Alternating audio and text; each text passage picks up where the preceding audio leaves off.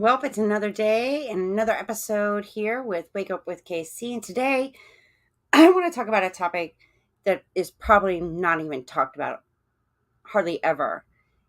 With this informative day and age that we live in, where everything is accessible through our phones, the internet, computers, and all that, how do you protect yourself from cyberbullying, cyber stalking, and even predators online? Today, I have a very special guest joining me today, Dr. Nuccitelli. Oh, thank you. Good day. Thank you for having me. And I love your intro. I love the graphics. It's Oh, beautiful. thank you. I created that myself. I had Very somebody help me relaxing. with the music, but I did that. I wanted Mhm. that's me. That is a Excellent part of me that I love to share with others to help others. Mhm. Well, thank you for So, having me on. Hopefully, I can help and share too some information that'll be helpful. well, please share with us, who you are Okay. and what you do and what inspired you to do what you're doing now. Okay. Sure. Well, my name is Dr. Michael Nuccitelli. I'm a New York State licensed psychologist. I'm a cyber psychology research and I guess you could say an online safety educator. My doctorate degree is in clinical psychology. I've had been licensed now going on a couple of decades. By day, I have a group practice working with the chronically mentally ill called MN Psychological Services. And then after work and on the weekend is when I provide volunteer helping the cyber attack and also doing stuff like this, and then also disseminating educational information related to cyberbullying, cyber stalking, and all aspects of online safety. So that's me in a nutshell. Wow, what inspired you to do this?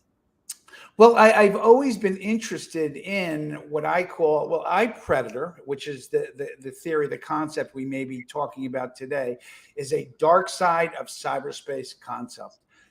Back in my earlier days, I was a forensic psychologist. I was a clinical psychologist, but in addition, I was also a forensic psychologist doing assessments in criminal, family, and civil courts. So I've always had a fascination with what you would call the dark side. Religious folks would call it evil. Criminologists would call it possibly psychopathy, sociopathy. And then psychologists would call it maybe access to antisocial personality disorder or the criminal mind. So I've always been fascinated learning about the dark side. So originally, back in 2006, I wrote a concept which is available at the website called Dark Psychology, which is essentially a concept presenting the dark side of human consciousness.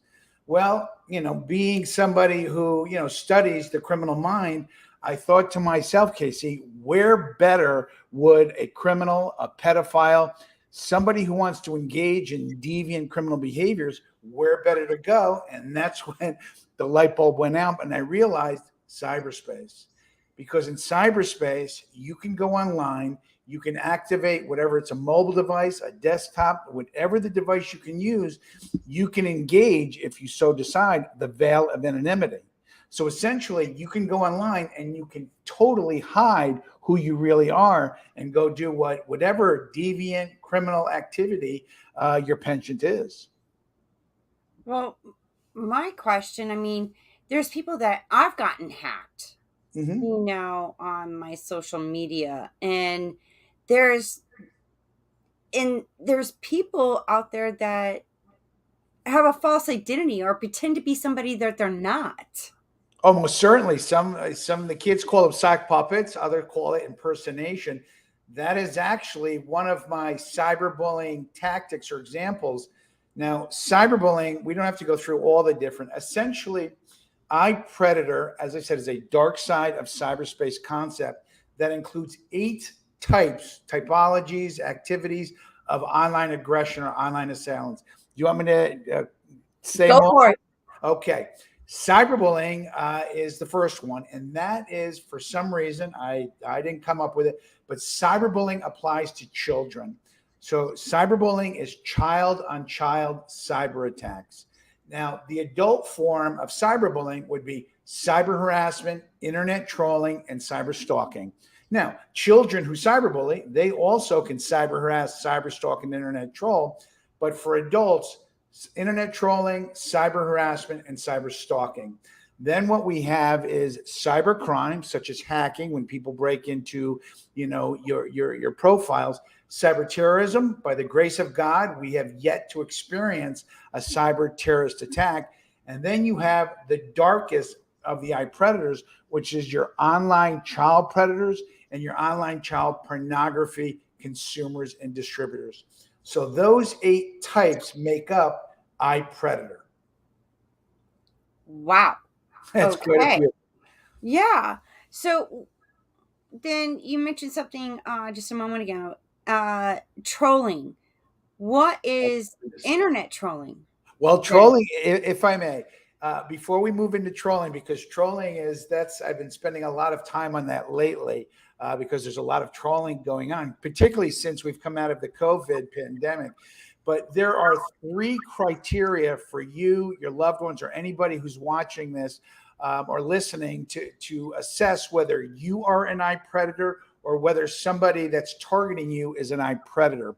It's very simple. First, number 1 is the use of information technology to harm somebody. That's using social media, whatever the information technology you're using, somebody's using to target, to harm somebody. That is the first criteria. Number 2 is a self-awareness of the harm you're causing somebody. Now, in 90% of the occasions of cyber attack, the person is self-aware of the harm they're causing.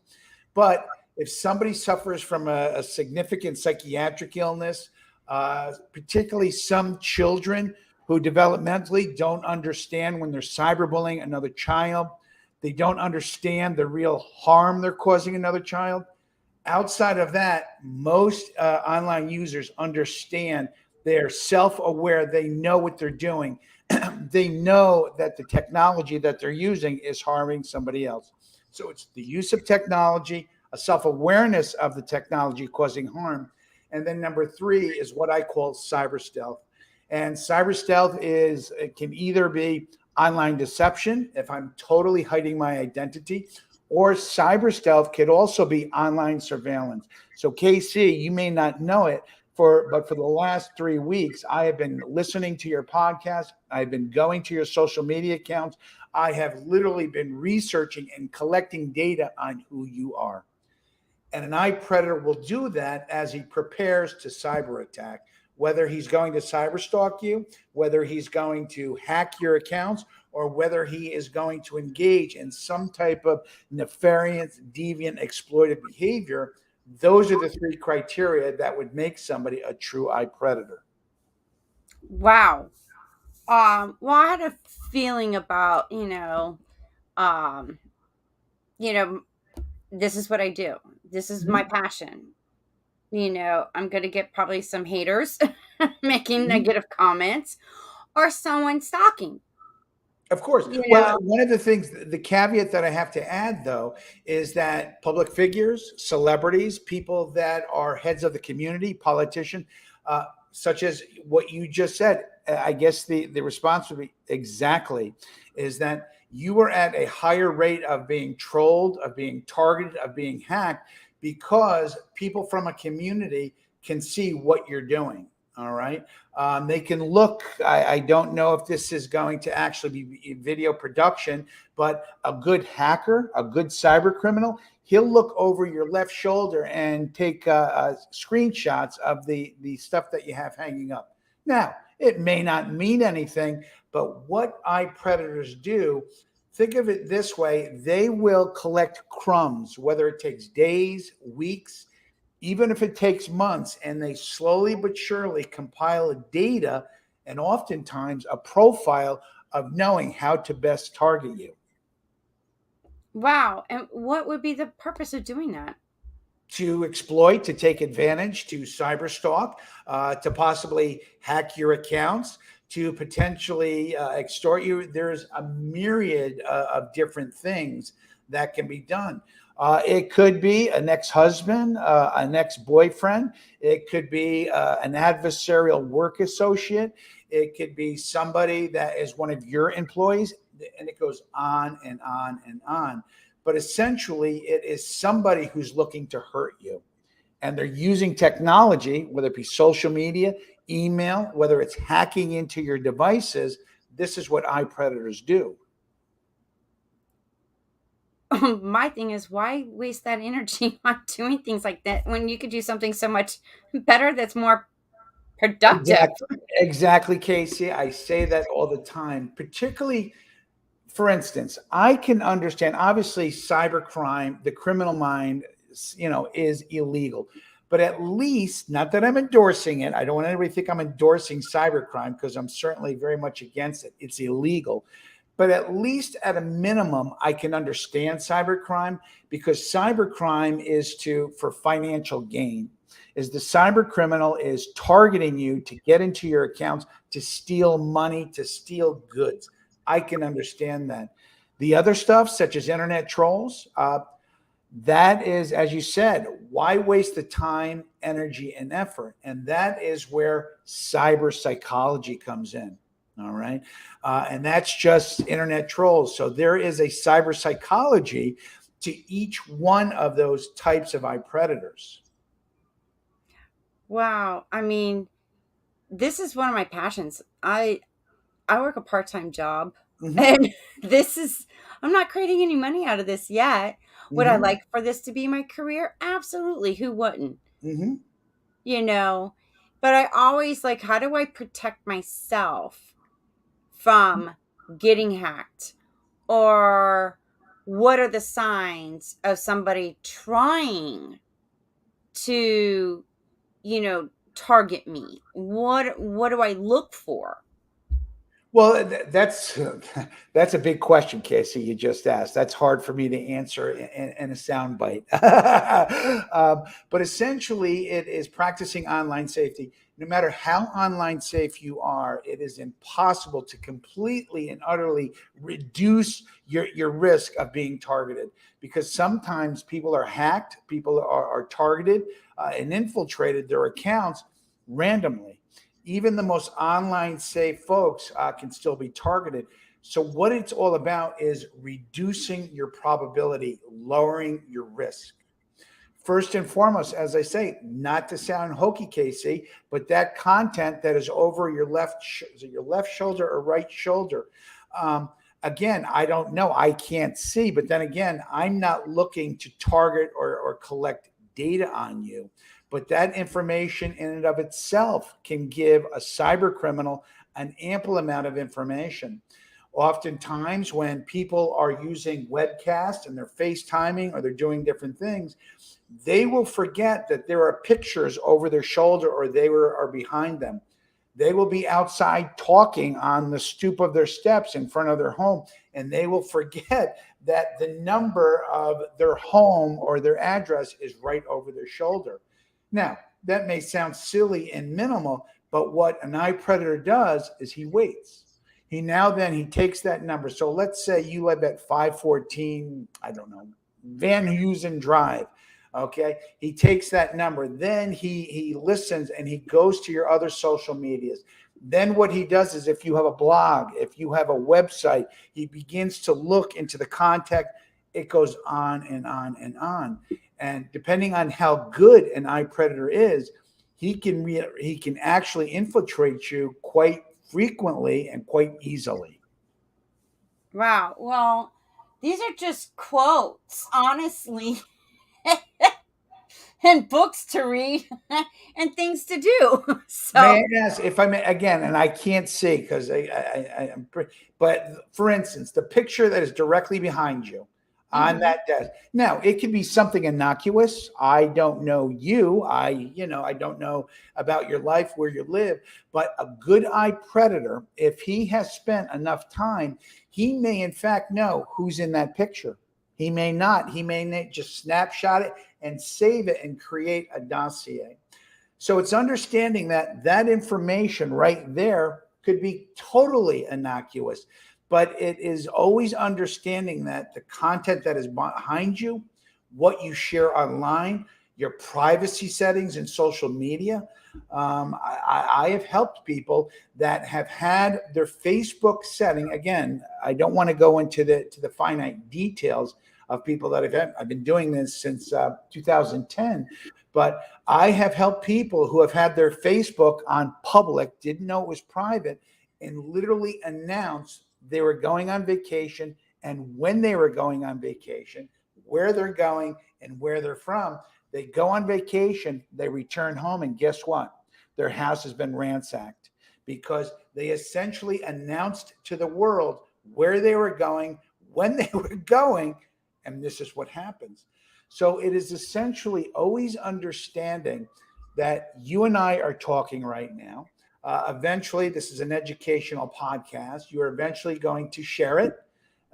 So other online users, those that are advocates of your show, but then those that are potential enemies or adversarially, they can take the information that's shared and exchanged and use it to their advantage. Wow. That's a little alarming. Well, I often, not oftentimes, Casey, but every now and then I get online users saying, well, Dr. Nuccitelli, what do you want us to do? Turn off the internet? And my immediate response is no. I love the internet. We live in the information age, but it's understanding that, what we do online is not in a vacuum. Okay. Information can only be manipulated three ways. We can compile information and data, we can disseminate information, and we can exchange information. That is the triad of information. But an eye predator uses those three elements to learn about you. Okay. Then another thing, I don't know if we'll have much time, a subconcept of eye predator is called odor. Offline distress dictates online response. And what that means is the way your offline world is going, whether you're happy, whether you're sad, whether you're depressed, whether you're intoxicated, whether you just had an argument with a loved one, I believe it directly affects what you do online. Not only does it affect what you disseminate and share online, but what you exchange and what you compile. And if you are upset, if you are stressed, if you are tired, if you're depressed and discouraged, you're more likely to go online in social media, engage in high risk online activities because of your psychological functioning. Wow. So then would it be safe to say, because the social media, and you mentioned cyberbullying Mhm. earlier, that because of people's programs and beliefs, they cyberbully other people on social media? Well, most certainly. Again, now cyberbullying is with children, but yes, the adults target one another and engage in cyber harassment, internet trolling, and cyber stalking. Now, of the three, cyber stalking by far, again, there's many definitions, but let's just stick with cyber stalking for now. And obviously, cyber stalking can occur with child. First and foremost, cyber stalking can be as simple as online surveillance, is watching somebody using technology to collect data, as I said. Okay. That is cyber stalking. Cyber stalking is also used in a comical sense. If somebody is constantly, contacting you, it's really cyber harassment, but you'd say, I wish he'd stop cyber stalking me. He just keeps calling me, emailing, texting me. I wish he would stop. That is not the true cyber stalking. True cyber stalking is the use of information technology to create fear and making threat, using direct or indirect threats of physical harm to another online user and doing it repeatedly. That is true cyber stalking, and that's very serious because it's cyber stalking that can move into offline aggression and offline violence.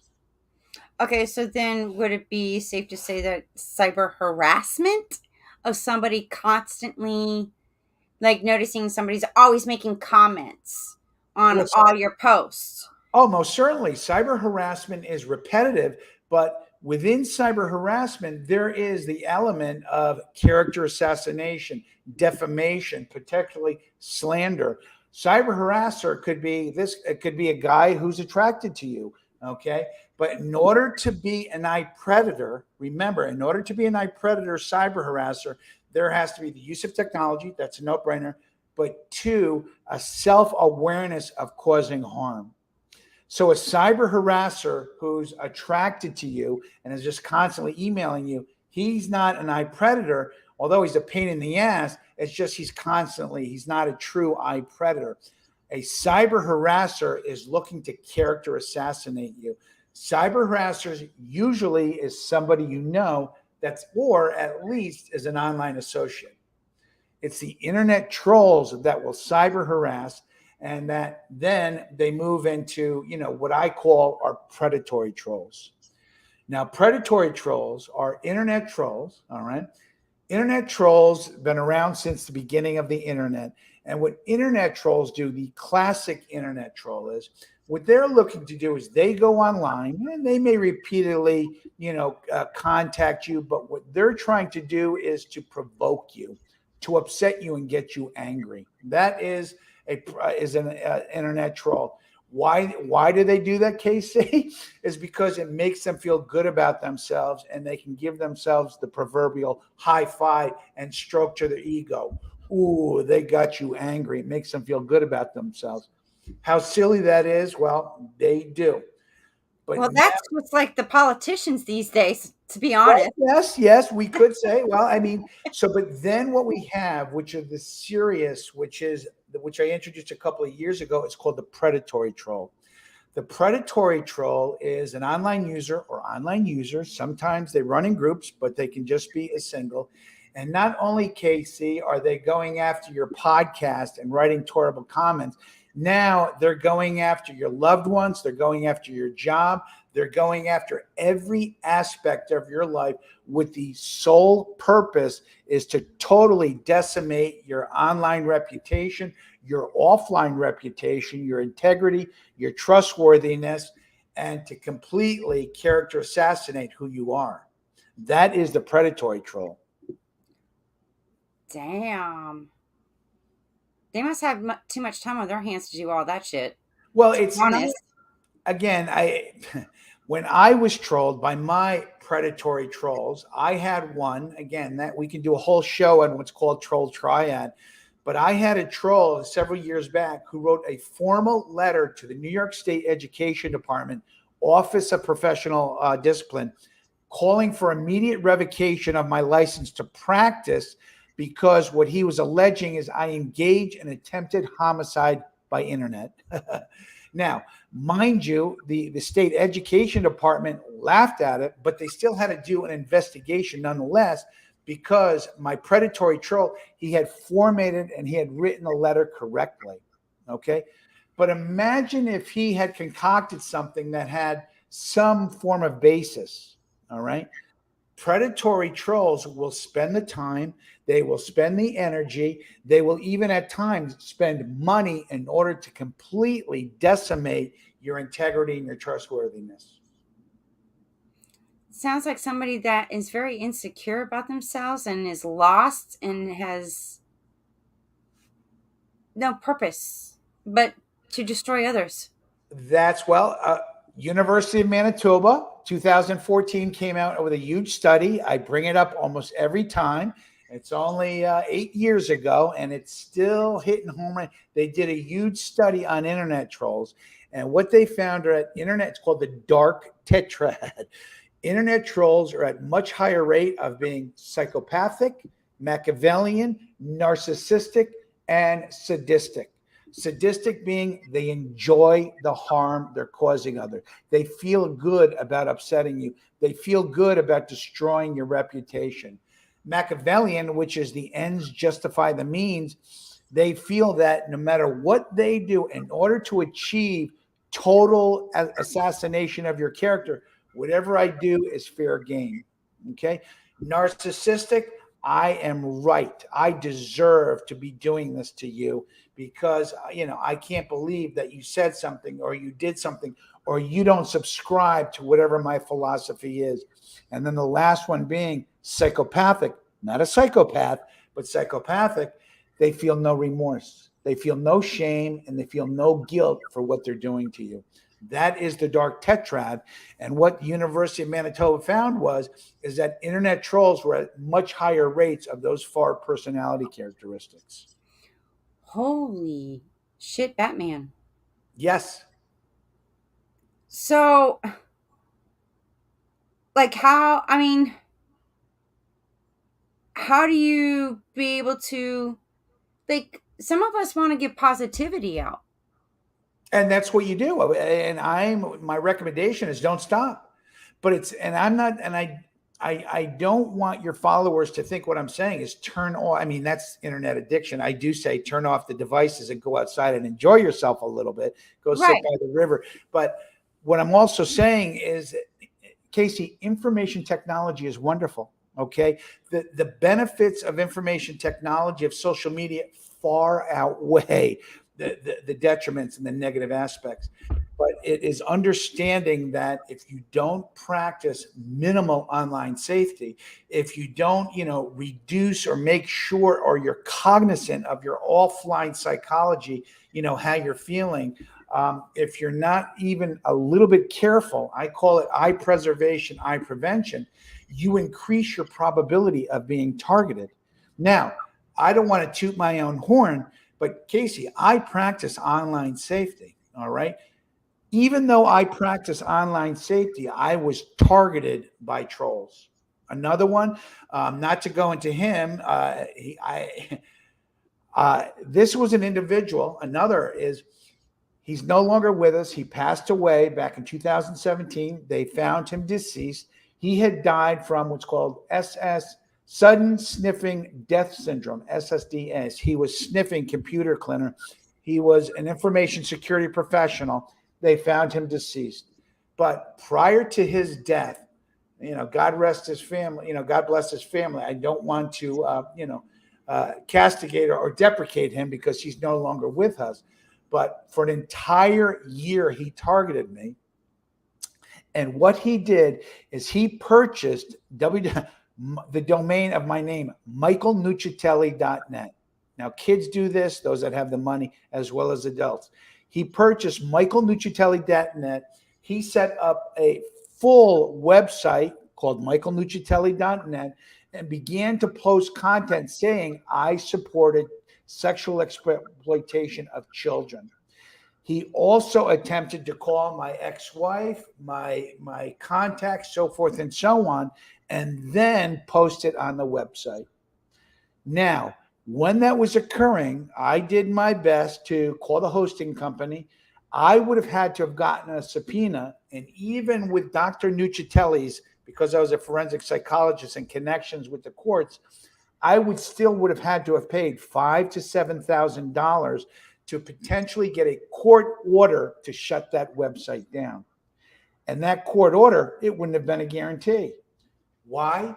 Because, and believe me, I'm a big supporter of the First Amendment, freedom of speech. And here we are in 2022. There is no criminal defamation. People can go online and totally devastate and totally create disinformation campaigns. What is a disinformation campaign? A disinformation campaign, if I'm doing this with KC, I create a whole cadre, a plethora of negative defamatory information about you that is not true. And I just begin to share it all over the internet, and I do it repeatedly. And I do it long enough to where eventually it starts to Google index. It starts to show up in the search engines. And now all of a sudden, when you go for a new job and you're not supposed to, they do a Google search on your name. Now guess what shows up on the first page of Google when they Google Casey? This is what predatory trolls do to online users. And Well, they're I've actually minimal seen recourse.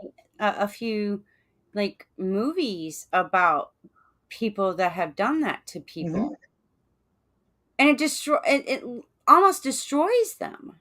Yes. And see, the thing is, when you see it on TV, when you don't think it's possible, I can tell you again, I have volunteered after work and on the weekend since 2010. I had thought of iPred around 2009ish. I didn't write it until 2010. Around 2010 early is when I began volunteering. So it's been what, 12 years now?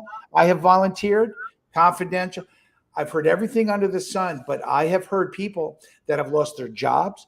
I have heard in certain situations, well, actually, one situation where a teenager was not admitted to college because of what information was found in the Google search. I have heard such incredible things that have happened, things that people have lost because of the vitriol that goes online. How can we stop that?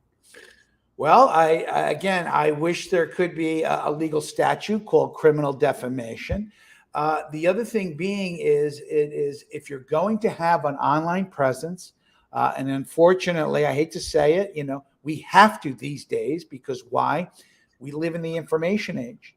So the first thing I recommend to everybody is to create content, is to have an online presence and obviously you want to have, respectful, decent, educational content, whatever your passion is. And I use this one all the time because I love cheese, is to create and put out educational content about blue cheese, gorgonzola, extra sharp cheddar cheese, putting out content through social media, having a blog about your love of pets. I wish I could have another Great Dane, Miss Casey, but I can't at this time because I live here in New York City. But I love animals. I always hashtag animal lovers. So when I share content, obviously I'm sharing my educational content on cyberbullying, cyber stalking, cyber harassments, all educational. It's free, but I also will share content on my love for animals and then occasionally my love for food, as I mentioned, cheese.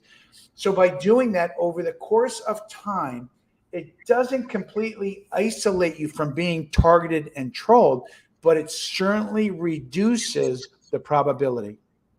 Anybody right now, if they were to Google Michael Nuccitelli or Dr. Nuccitelli, they can find information that occurred several years ago of my trolls that targeted me, that put it out incredible information. That is what happens. And the unfortunate thing, and it's so frustrating, once content is put into cyberspace, even if you are successful in getting it removed, either legally or somehow you can get it removed, it still stays there. All right. The content that is shared online, I hate to say it, I know this sounds corny, is eternal. You cannot delete it. You can delete it from your devices. You can use, court system to delete it from platforms. But what about the 5,000 other online users that downloaded and saved that to their devices? Ooh. So content can never be totally eradicated. Wow. So that's why it's so important, Casey, is when you're online is to always be cognizant of what you're going to share and what you're going to put out there. What you think is, fun and silly and woohoo, cool, my college days, God forbid if it's something that is racist, if something is ideologically extreme, even when you were kidding and you shared it online, if something was sexual in nature, even rated PG sexual, it can be taken and it can be tweaked so that it's used against you. Two of the biggest cyber criminal activities and also internet troll activities that we're dealing with today is extortion and revenge porn. Those two aspects can totally ruin a person's life. Wow. Revenge porn? What is that? Revenge porn is you and I break up, okay? And you know what? The reason why we broke up is I think you were cheating on me, or even if you were, whatever. It was an adversarial breakup. Well, you remember those images that you had sent me a couple of years ago for Valentine's Day? You remember those couple of videos that we did, you and I fooling around out in the backyard? Well, I saved them. And what revenge porn is, now I take that content, obviously without your consent, I send it to your loved ones. I send it to your new, intimate partner. I send it to your school. I send it to your family, your parents, your children. I send it to anybody that I can to completely cause you, you know, well, obviously, you know what that would do. That is revenge porn, to seek revenge using sexually themed content to get back at you. Oh, isn't that like what happened to Pamela Anderson and Tommy Lee? And then I think there was a thing with the one of the Kardashians and whatnot. Respectfully, Miss Casey, I'm sorry, I don't follow celebrity.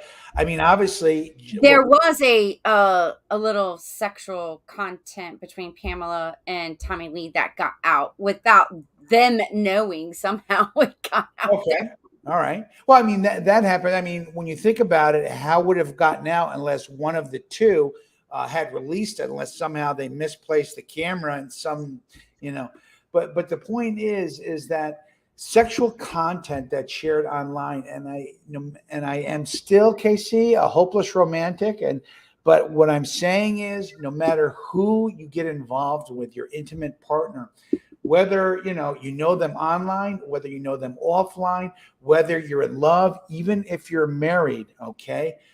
I have, and I hate to say this, in my volunteer work over the past decade, I think I may have helped a couple hundred folks, divorced couples, where they never thought they would get divorced, and now they're in the midst of an adversarial divorce, and the ex-husband now starts sharing sexually themed content online on Facebook.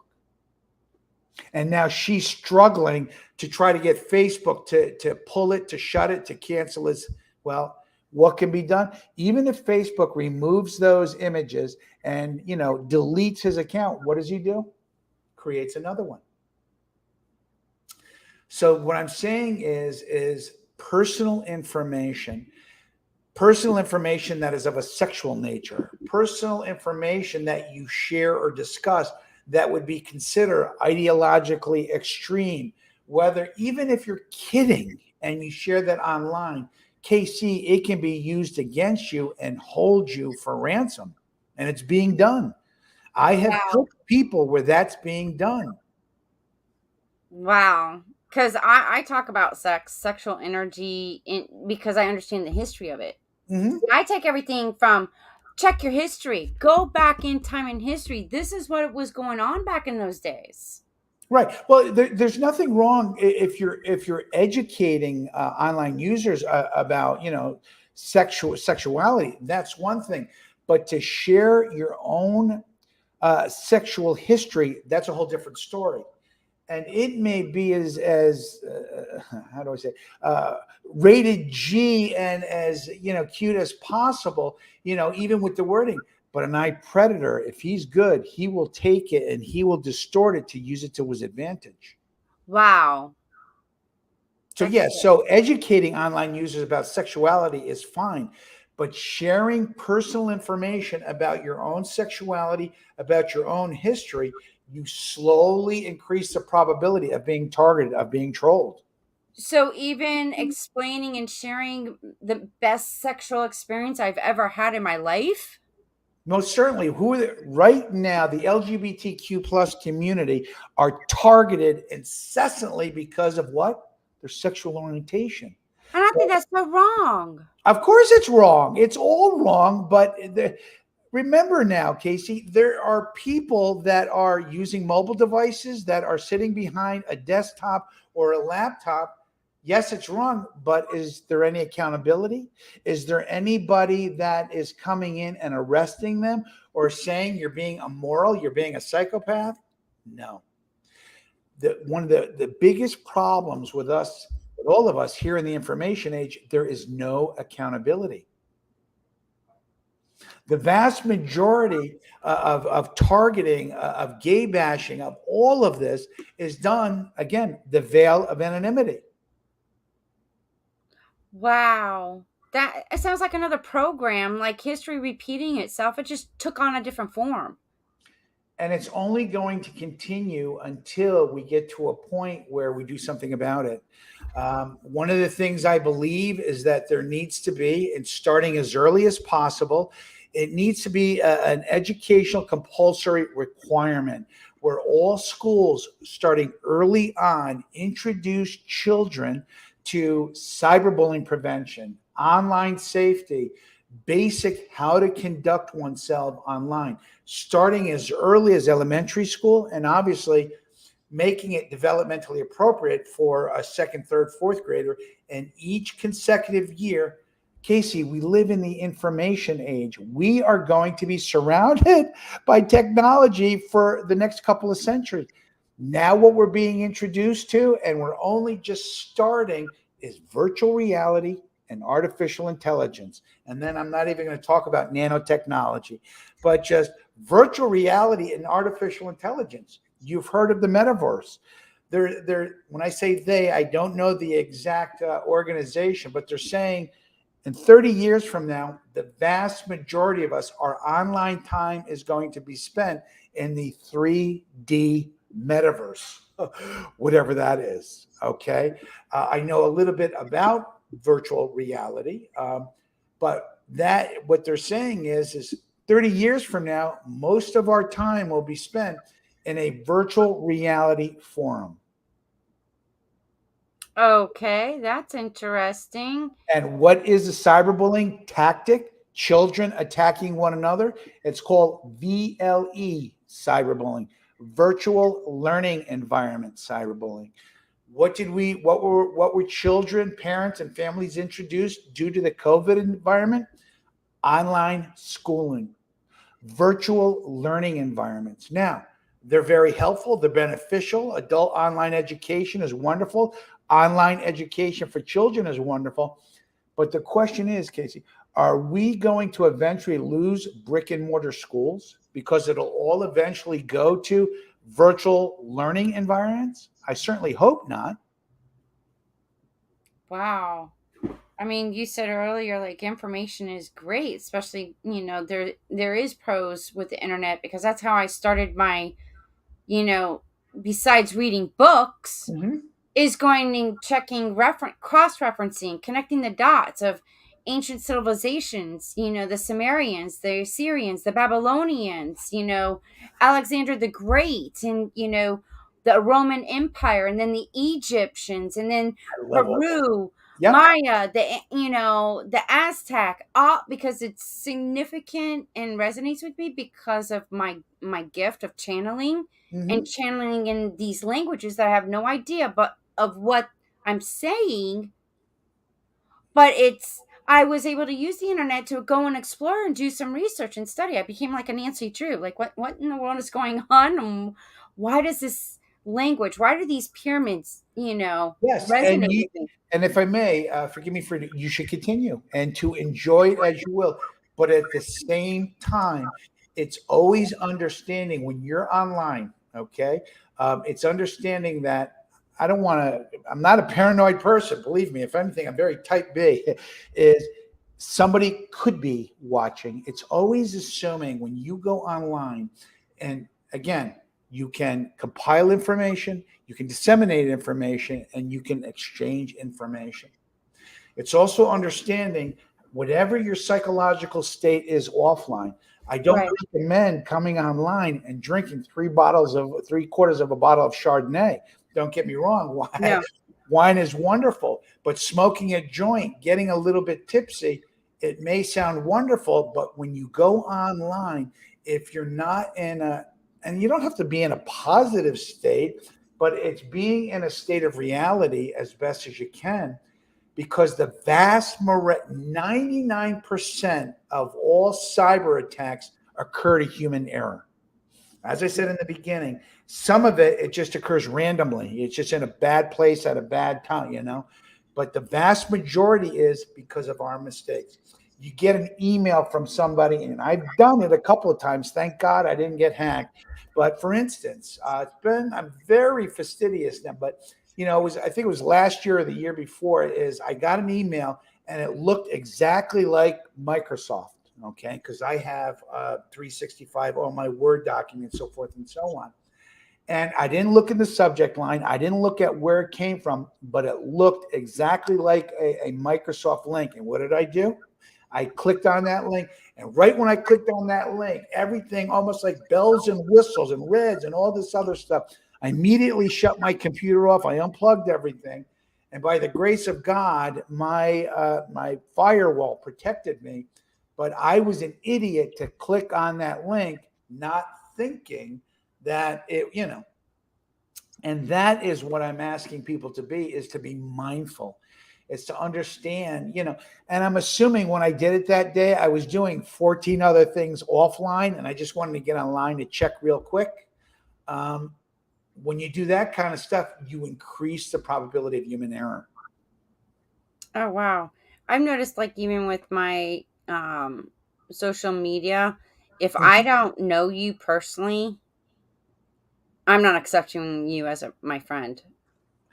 I've had my Facebook personal. I have my face personal. I think I have 100. I've had my Facebook for just about 10 years now.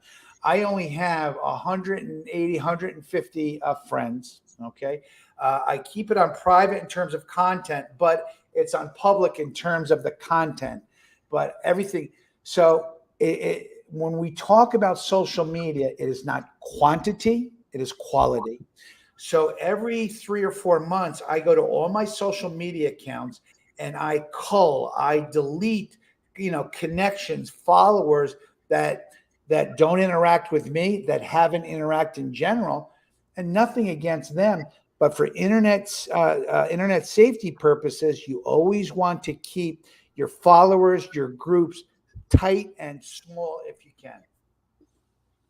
Oh, Now, that's obviously, such as you, Casey, being a public figure, you're going to have an account, that's going to be more open to others following you so that you can interact.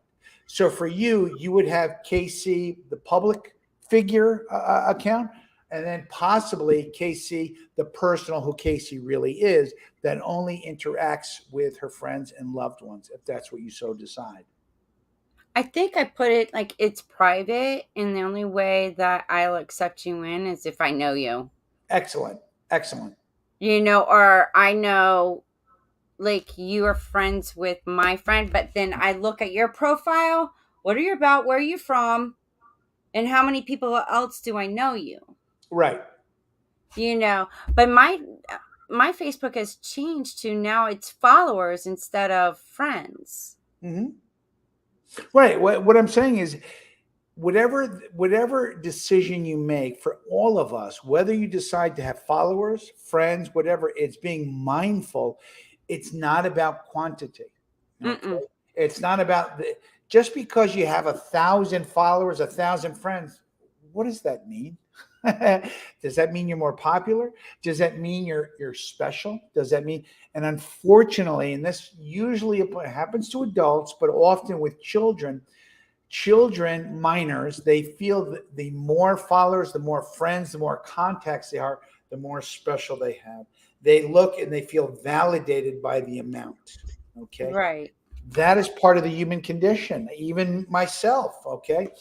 Alfred Adler, my doctorate degree is from Adler University. God bless Alfred Adler. And what he believed is that we come into this world and we go out and we look to be validated, to be supported, to be part of. We are social creatures. All of it is about being part of something. All right. So what happens is when we have a lot of followers, a lot of friends, unfortunately, it validates us. Why? Because we're social creatures. That's the social aspect. The downside of that is the more followers and friends you have that you don't know or you haven't researched, you immediately increase the probability of being trolled, of being targeted. Ooh, I'm gonna do a checklist on my followers. I really like. I just enjoy doing what I'm doing, and I don't mind sharing and sharing knowledge. Like, this is what I've learned. This is what I experienced. And just getting people to think outside the box. Which is wonderful, but it's always being mindful not to be too personal. That, you know what I'm saying? Again, there is odor. Offline distress dictates online response. As of right now, if I were to use odor, you're doing a great job. I can't tell if you had a bad day. I can't tell if you were, maybe I could see with odor, I could see you've got a lot of irons in the fire that you're dealing with before we did the show. Outside of that, I can't tell. But there's also a subconcept to eye predator called the IVI, eye predator victim intuition. And again, this is hypothetical, theoretical to odor. What I believe is that some eye predators are good enough, they have a little bit of psychological savvy, they're savvy enough to know how to read somebody online. They can tell if another online user is depressed, is discouraged, is angry, is mad at their parents for some reason, based on their interactions online and based on what they do. Online victim intuition is that some eye predators can tell about what you're posting, how you're presenting yourself. They can tell and they can conclude whether or not you would be a good target. Wow. Sounds like they went to like school to get all this shit. Well, there are folks that are information security professionals. There are digital forensic professionals. There are what are called certified ethical hackers. There are black hat hackers. Black hat hackers are online users that engage in illegal online activities. All right. So there is some schooling, but there are those, Casey, you being one. I'm sure you're intuitive. I'm sure you're probably a good judge of character. And I'd have to assume, because you do channeling and the stuff that you do, you're probably good at reading people. I may be wrong, but I'll have to assume. And you're gender female. Women notoriously, I'm not being chauvinistic. Women are very good at reading people and they're intuitive. They're better than men are. Not to say that us guys are bad at it, but women are more socially skilled in understanding interpersonal communications. Well, it's not that. It's just, I guess, our intuition, like, we're more, I guess, plugged in Yeah. or tuned in when some of us, like, mine is it's intensifying now Mhm. because of a phase of my life that I'm going through. It's intensifying my intuition, my Mhm. energy. I'm all about energy. I could feel good energy, bad energy, and I'm like, okay, all right. I'm just You gonna. see, if I may interrupt though, the one thing is you can feel and you can pick up, but the question is, and again, I can't answer this, but this is my belief. The difference between being online and offline is when you're offline and you're looking at somebody or you're in the same room or even in the same town and you can pick up energy. Oh yes. Oh yeah. You have the five senses, of taste, sight, smell, you know. Offline, that is part of our genetics. That's what protects us through self-preservation and survival. But when you're online, all of that goes out the window. So the question is your energy, your capacity to read others, is it that spot on when it's online as opposed to offline? Oh, that's a good I would beg to question. say you are far better offline than you are online. Because on online, you can't pick up all the micro mannerisms, all the nonverbal communications, the smells, the sounds, the movements. You can right now, I'm a talking head, you know. Thank God I'm a little bit Italian, Nuccitelli. I'm using, You talk with your hands too. but outside of that, you don't see. Again, I'm not in nice clothes. I'm wearing my pajama pants right now, to be honest with you. Okay. But That's what the I'm beauty of saying, doing things virtual now. the reality is online is we can't read as accurately as we think we can, as we could if you and I were sitting in a diner somewhere, opposed one another sitting in a booth. Online relationship, online exchanges is very different than offline interpersonal. So there are interpersonal skills dynamics. As you know, interpersonal skills dynamic are how people deal with one another. Okay. And what I'm Hmm, saying is there that's is got a me to thinking about huge something. difference between offline and online interpersonal exchange. Wow. That's fascinating. I think it's, well, this is why I've studied and I share and I try to help people, because I don't think most of it, even myself, realize how easy it is to expose yourself, to expose personal aspects about yourself online. Okay, so what's the difference between personal and being authentic? Well, the difference between authentic is being yourself, to the, to then be true. Being authentic is being real. Being personal is sharing details about your past, your present, and your future. Okay. Oh, okay, like going on a trip. That, Well, and having your face, as I said, having your Facebook set to public and announcing online, and you're all happy that you're going to the Jersey Shore. I'm on the East Coast, I'm New York. Going to the Jersey Shore and announcing to everyone when you're going, when you're coming back, and how excited you are, and doing that 3 weeks before you even leave to go to the Jersey Shore. oh, I see. Okay, so I posted pictures after the fact that I went on a cruise. So I just posted like, "Oh, thank you, babe, for this amazing experience," after the fact. Like, After the fact is totally, is completely, yes, is totally different. Now, but if, let's say, after the fact you shared images of after the vacation and it's in front of your house, or it's in front of where there is information that can be taken regarding how to locate you, where you live, so forth and so on, then you're moving into high risk. So it's essentially, personal information are details about yourself that can be used to hurt you, and for eye predators to learn about who you are and how to target you. For that's instance, if you had shared content and you had announced to the world that you're going on this cruise, when you're going, where you're going to be, I'm going to be in Bermuda, all those announcements leading up to it, and you put pictures of you, where, blah, blah, all of that is data that can be used to create a profile to case you, to see if you're a good mark. mm, wow. Yeah, but if I may, so let's say after the fact, some of those pictures have you in a string bikini. Now, it's not sexually provocative. In most, a lot of countries, you can go topless, you can wear a string bikini. But an eye predator will take that string bikini photo, and he will create it, he will Photoshop it, and he will use it to potentially extort you. So it's always being mindful that the content that you're putting online can be adulterated and can be used against you.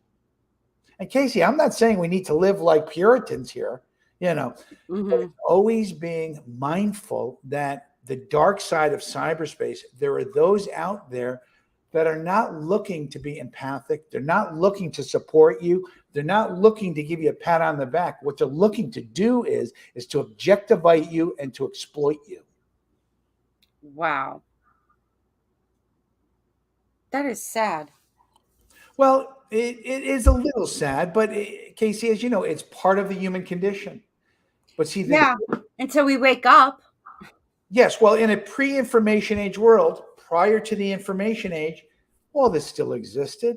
Racism, violence, Yeah, all these, the dark side of the human condition has existed since the beginning of of our civilization. creation, honestly. Yes, but the difference is now is that it is now communicated, transferred, translated in technology, and now in a pre-information age world, if I was going to accost you, if I was going to abuse you, all right, I would abuse you in the town, and who would know about it? Well, maybe you would call the police, maybe the next door neighbors, maybe your mother and father, because you were naturally your friends, you know, maybe some, I would get in trouble. But now it is everybody. It's not just the town, it is the county, it is the state, it is the nation, and potentially, if it goes viral, it can be the whole world. So we're going from this idea of a small town mentality to now you're talking global. Now, obviously, I'm hyperbolizing and exaggerating, but when something goes viral, what does that mean? Viral doesn't mean somebody's getting sick. Viral means a piece of content, whether it be an image, a text, something, a bit, a fact of information goes widespread. Wow. Content about you, about me, about any of us can go viral. And viral doesn't have to be the whole world. It can just be people close enough that is your supervisor at your job. And now, Wow. and that's why it's important to practice online safety and to be mindful about what you're doing online. That's good to know.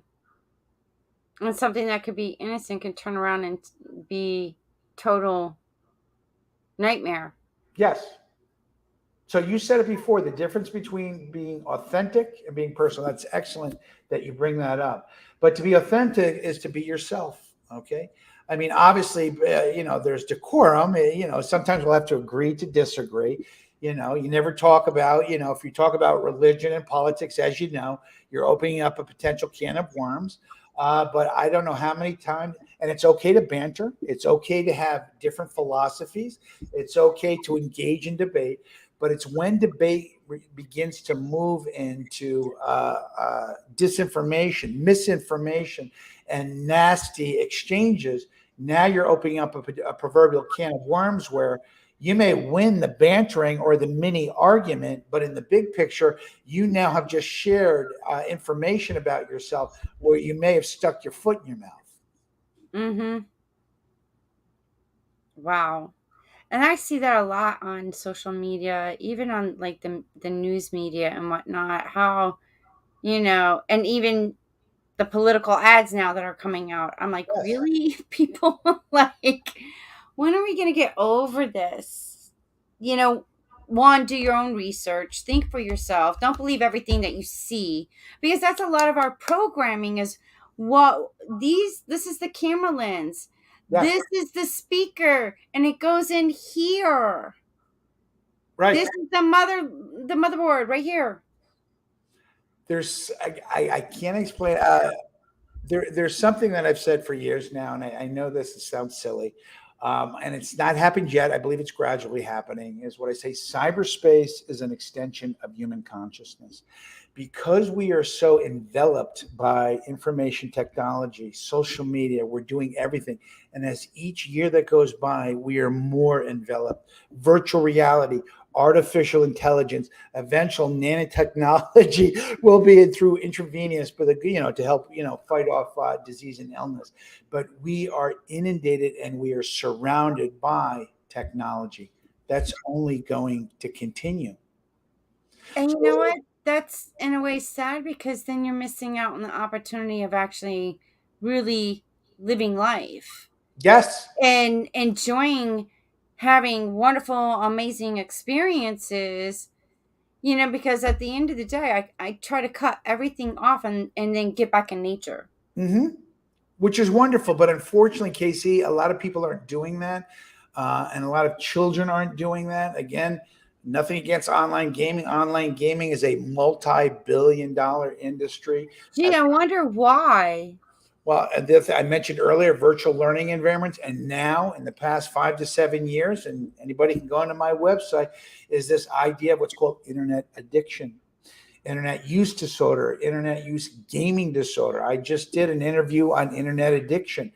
That is now a whole new set of circumstances that have the effect of affecting the mind, body, the spirit, and every aspect about us. Yeah, because it's sort of now this is on a scientific understanding from doing research and studying because I think it's the EF is it EFTs NFT no the frequencies that are electronic devices like project, it Mhm. decreases our frequency level. Okay, I don't know of it, but I'm assuming. So it's taking that time to recharge your energy and protect yourself from the electric electric magnetic field from the devices. Okay, Yeah, there has been some, I don't know if it's true or not, where they say you can get cancer from using mobile devices and that the It's not so much electronic. cancer, it depletes because we're all energy too.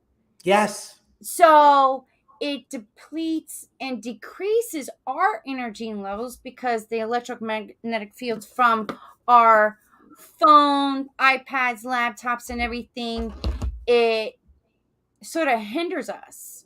I would agree. So it's taking the time out, let your phone charge. Don't, constantly on it. My one weakness is I have my morning motivation meditation and Hmm. it's on a playlist on my phone. So what I do is I got earbuds now and I Hmm. put my phone on the table and listen. Hmm. There's So it's nothing. like trying to do little things to get away from devices. Exactly. Exactly. And in the Casey, the benefits of information technology, the benefits of where we are far outweigh the detriments. But the but is that if the other thing is if we do not practice basic online safety, if we don't learn, if we don't, you know, are sure to conduct ourselves in a certain way, we increase our probability of being targeted. And then there's Targeted and then not becoming a victim. And then it's having internet and everything control our lives instead of we controlling it. exactly, exactly.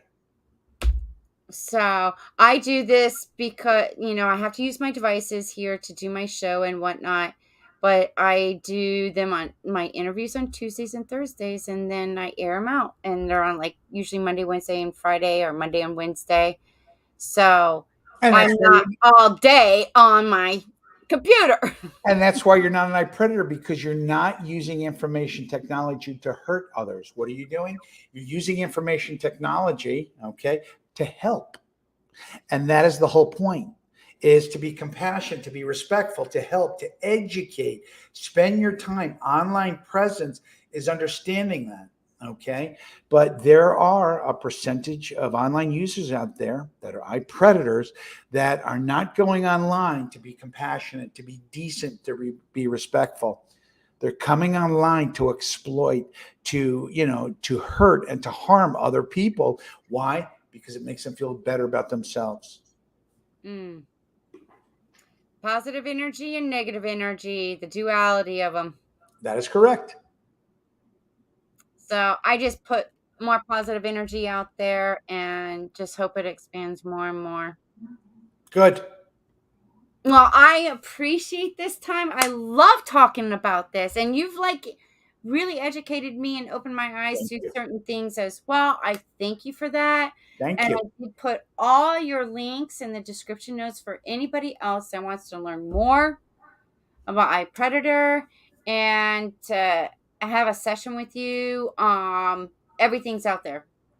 Okay, So thank you. And just real quickly before we end, it's just to let your followers know that everything at my website, all my assessments, everything is free, it's public domain, and it's educational. So any of the assessments you print out or share, you don't even have to give an email address because that's not online safety.